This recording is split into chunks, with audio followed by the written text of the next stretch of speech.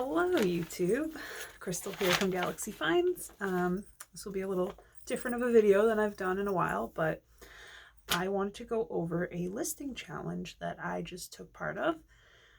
It was run by April Hunter's Hustle Hacks. I will link her Instagram below. She has a lot of great tips, and she put together this challenge, a 3-week challenge called the Sustainable Listing Challenge. I have notes here, so and my shirt is very distracting. I'm sorry, it like jiggles and stuff. Anyway, so I've made some notes and I want to show you what materials I used and how I tracked everything and what the results were of the sales. I am not a full-time reseller, so this like really kicked my butt into full gear. To like really realize like this is what I would have to do every day if I was full-time, which, you know, I could do it. I'm capable of doing it. Not sure if I'm quite ready for it, but if I had to, I would do this. And so first of all, I found my handy dandy notebook, my Napoleon Dynamite notebook. And I started my first page here. We started July 20th. And so she gave us these little tracker sheets and they're adorable. The top part is for new listings. I know a lot of people colored them in and stuff. At the beginning, I was just whatever. And then these are for relistings. So how we got the number of relistings was we went into our closet and we took the total number of items we had available and divided it by 30. And that was how many relistings we had to do per day. So since I have a pretty large closet, I had to do 31 relistings every day. So it was quite tedious. I know that the relisting process is so much easier now on Poshmark, but I was relisting things I had up for over a year. Some of them, you know, not proud to say, but they needed a lot of work. I needed to like redo the cover photos and the relist and do the listing over and do like the title and reprice them. And so it wasn't as simple as going copy list. So, but as I got towards the end of the challenge, that was more how it was because I had all of my listings were like in good shape. So, you know, like day one, and then I made my own tracking system of number of sales made and number of items sold per day. So I had, so say July 20th, I made 4 sales and sold 5 items. So I sold 1 bundle with 2 items. So each day we had, it was the first week, this was it. So we were listing 50 new items the first week, and I was relisting 31 new items every day. And I had daily sales. I definitely boosted my closet. The end of that week was, so at the end of that week, it was the 26th. Then that second week was a catch-up week. And I know a lot of people were listing on multiple platforms too. I was only listing on Posh because that is my main platform. That's where I have the most of my sales. I did list a couple items on Etsy because I had some new vintage items, but that was it. So week 2, I had actually done all 50 listings that first week. So I was very proud of myself. And then we had to continue with our relistings every day. And so, and we were supposed to track our packages, which I will admit I didn't really do. Because she gave us these adorable package tracker things. So I did not do that. I still counted my relists every day and my items sold. And then on, let's see, I think we started August. Sorry about that. Okay, so August 3rd, we started week 3. Week 3. Well, so, okay, another thing we were supposed to do week 2 was prepare for week 3. Week 3, 100 new items that week. So we were supposed to list about 14 items per day. plus doing relists, but we're doing less relisting that week. So my personal one was I did 14 new items per day, and then I was relisting. This was 16 relists per day. So I had taken all of my pictures for my new items, or at least I thought I did, but it's another story. And I was still keeping track of how many items sold every day. Like this one I actually got cute and used different colors. And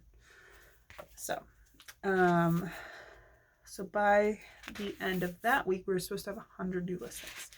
I will admit, after day, whatever this was, 1, 2, 3, 4, 5, 6, 7. By the August 6th, I had not gotten that 14 new listings. August 5th was the last day that I did, and then August 6th, I fell behind, and then I just couldn't catch up.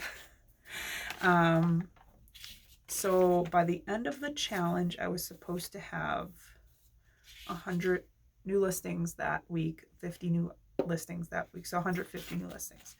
I ended up with 125 new listings, which for me, that is a lot, and I'm proud of it. I'm happy that I did it. So from July 20th to August 9th, I relisted 553 items. So that was tedious.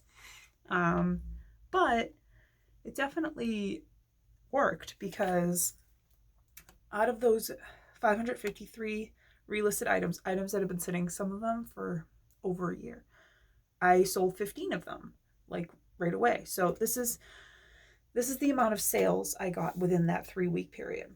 So I had 52 sales, and out of the relisted items, I had 15, and out of brand new items that I listed, I had 12.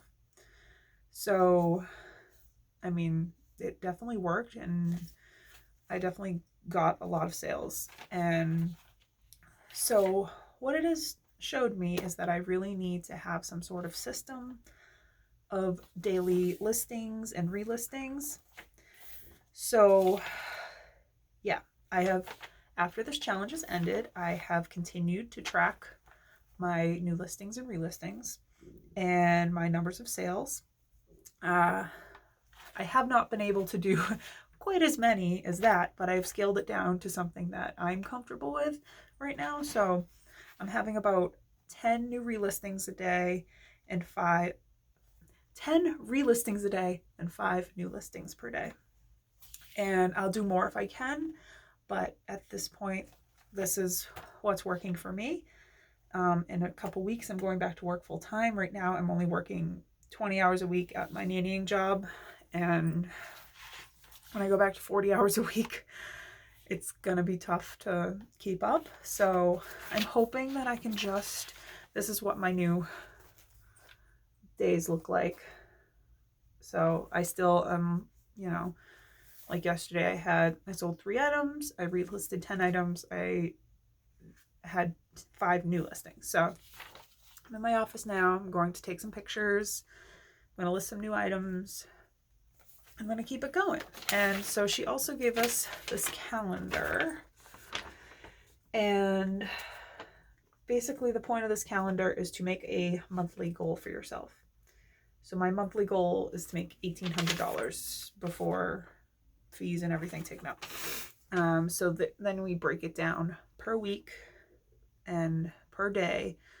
And like, she had a whole formula for this, which I probably can't describe it in the way that she did. So you probably should go check her out and see all the tips she has. But in order for me to make $1,800, I needed to make 75 sales this month based on the amount that I sold things for last month. So I took all of my July sales and divided it, and I came up with, I think it was like $24 per sale or something was the average, which is actually kind of high for me right now. So if I was to make $24 per sale, I would need to sell 75 items in August. So yeah, I've broken it down to basically I want to make $450 a week, $58 per day, and 19 sales per week, or 2.71 per day. So as you can see here, that has not always been the case this month. I had 3 0 sale days so far, but I also had one day where I made 5 sales, and then a few that I made 4.